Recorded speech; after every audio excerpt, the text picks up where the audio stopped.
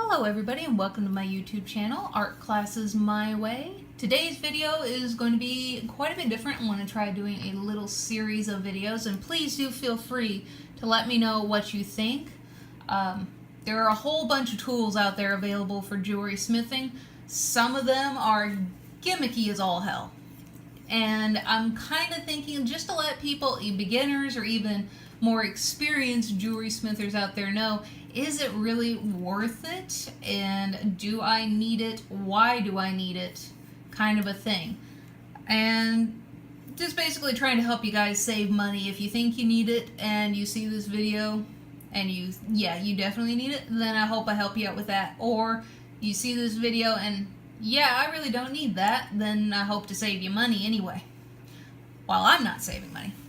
And today we are going to kind of review the Bracelet Bender, or I've already reviewed it. Let me know also. I'm going to have a video where I am physically using the product and you're going to see the failings, or if I failed, and a video where I've already done it. And actually, you guys might have seen me use this already in some of my bracelet videos. One of them in particular, the last, what was it?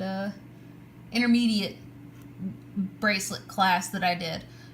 I actually used this guy. And this guy is a Impressions art piece. And overall, I really kind of like this guy. He's not super duper expensive, but then by the time you get the shipping in there, he may not be in the price range that you want. I got this guy off of Fire Mountain. I'm not plugging the company Impressions Art or Fire Mountain here. I'm not being paid in any way, shape, or form. Just letting you guys know where I picked mine up at. And since I was already ordering a bunch of stuff anyway from there, a whole bunch of lovely D-grade turquoise, yay, I decided to go ahead and get this guy because personally I have a problem with bending bracelets into the correct shape a good chunk of the time. Mostly, one, my wrists are very small, apparently. I never thought it, but it's because of how long my fingers are. It just doesn't seem, with comparison to my hand, that my wrist just doesn't seem that small. But it is, apparently, when compared to other people's. So I feel like I don't get what you would call the average consumer's wrist size and wrist shape. This guy actually has helped me out a lot with that, and I've greatly enjoyed him. The only problems I have found with him is how narrow this little area is. And again, if you watch one of my intermediate videos, let me actually scroll here a little bit and see if I can't find the first one, at least the date that I posted. Okay, it would be the video or the series that I did starting January 27th. Specifically, it will be video February 10th for intermediate bracelet wire weaving, where I use this guy. And you can see that in that video, he didn't quite want to complete, well, some of the wires did go in, and he still functioned just fine. But as far as how they intended it, I did have to put pressure here, fold down, kind of get him in there, or at least kind of two of the wires maybe hung up in this little groove. And then I continued to bend him over. And then same with the other side, try to get some of those two wires or just something caught in here, which it totally worked. Put a little bit of pressure here and continued to bend over. Worked perfectly fine. And I have a feeling even if I couldn't get anything down in this little groove, I could still get it into that rough shape just by using my fingers. And if you're doing wire weaving and you can't get it into the shape with the outside curve of this, then sounds like you don't have that much hand strength, and I'm not really sure how you're actually able to weave stuff at that point. So as far as holding on to all of this, I'm not 100% on that, but it is a very nice handle. You definitely do have a lot of control over whatever it is that you're doing when you got this guy, and it does feel pretty pleasant. I guess I'm not really sure if I have long fingers or not compared to other women.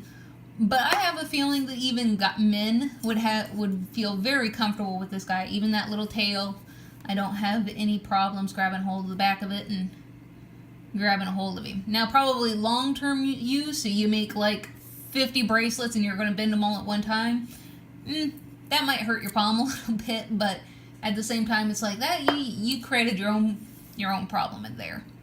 So, overall, I found this guy quite adequate, and he's definitely helping me out as far as making my bracelets go. Now, there are other tools available out there. There are bench blocks and anvils. And anvils, believe it or not, that little horn that comes off of the end, a lot of anvils have other attachments where maybe that specific horn doesn't come off, but there's like a hole in the top of the anvil, and then you will see different inserts, so that way you can buy different horns for different shapes. And there is a bracelet horn, believe it or not. The only thing is with the bracelet horn, if you have beads already built into your bracelet, and don't go at it with a hammer, you will break your beads. This guy, you don't have to worry about that so much, but he is meant for smaller things. He's probably not going to be so fantastic when it comes to steel-made items. We're talking mostly soft metals here. Brasses, nickels, and coppers, and gold, definitely a soft metal, and along with silver. Any of your soft metals, he's going to go great with aluminum. And even though the package talks, you can buy, basically it looks like this. It looks like just this rounded part, this giant strip of aluminum. And the idea is basically you buy a stamping kit, and then you can stamp your words in it, and then you put it in the little tongue and bend it over your bracelet here. And I thought it would come with those. It does not. Those are sold separately. At least it wasn't in my package that I got. And I'm fine with that. I don't really want to play with aluminum. It's too soft. I can't even imagine it as a bracelet. I'm rough on jewelry as it is, which is why you never see my hands have anything, because my husband bought me a beautiful, beautiful wedding ring with a garnet in it. Great big, beautiful garnet. I love that color red. It is gorgeous. 2 weeks. And I cracked the garnet. So now, and it's just a little chip in it. And of course, him being him, I don't know where I bought it. Thanks. Do you have the receipt so I can go get it fixed? Oh, you can do that? Thank you, dear. I love you. I gotta remind myself sometimes I love him a lot. But it was me that broke it. So now it just hangs on a chain around my neck, where it is safer. It's not safe, it's just safer. So yeah. This guy overall, I think he's great. I think he's great for the money. If you're not especially very comfortable with bending bracelets and you just don't think you're doing it quite right, I think he's a great buy. Again, I got mine from Fire Mountain. I'm sure there are plenty of other retail places, especially probably if you go to their website, you'll find them there too. I don't know if you'll get a tax cut, and I really don't want to get into the pricing part of it. You're more than welcome to go and look that part up all on your own. You'll probably find a better deal than what I did.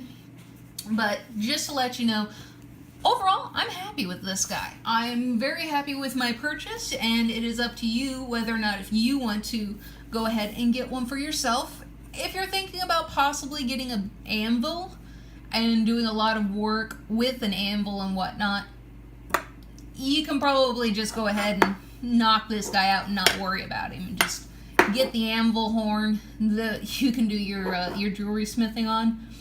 But, you know, the convenience of I don't have to be outside at my anvil.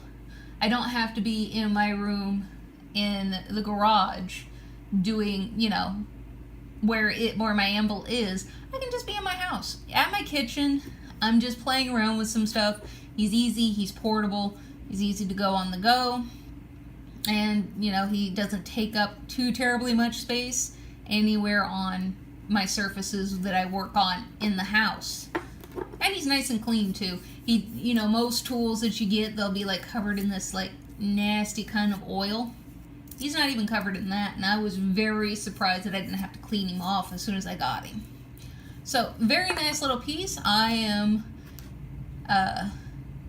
impressed with Impress Art Bracelet Bender. I know I'm lame. I'm sorry. I can't help it. I'm a child of the 80s. My favorite cartoon is Beetlejuice. You're lucky my jokes aren't that awful. So I think he's, for whatever price that you happen to find him for, I think he's a great deal and a great buy. Portable, easy to go around and use. And overall, if you can't get any of your pieces to fit down in here, then you can still bend it over with your hands, especially when it comes to the soft metals. When it comes to steel, probably not. Then you can just stick with the anvil. You're not going to be doing steel unless it's really thin, and I don't know. But you're not going to want to do steel with bending it with just your hand. So, alright, this has gone on way too long, and it's a lot of ramble. I hope you guys like this video. Let me know what you think. I can do more reviews on different things as I get them. And we'll see what happens from there. But leave me comments in the comments section, things that you want to learn, things that you want to learn about. Like, comment, favorite, subscribe. There's a little bell. Go and ding it so that way every time I post something that is ready to see, you get notifications. And we all know that's great. Yay! And I hope you guys had a wonderful time, and I hope this really helps you guys out. My biggest thing is I want to save you guys money. And, you know, saving money makes the world go round, I think, sometimes. Anyway, you all have a great evening, a great day, wherever you are in the world. And thanks for coming and hanging out. Bye!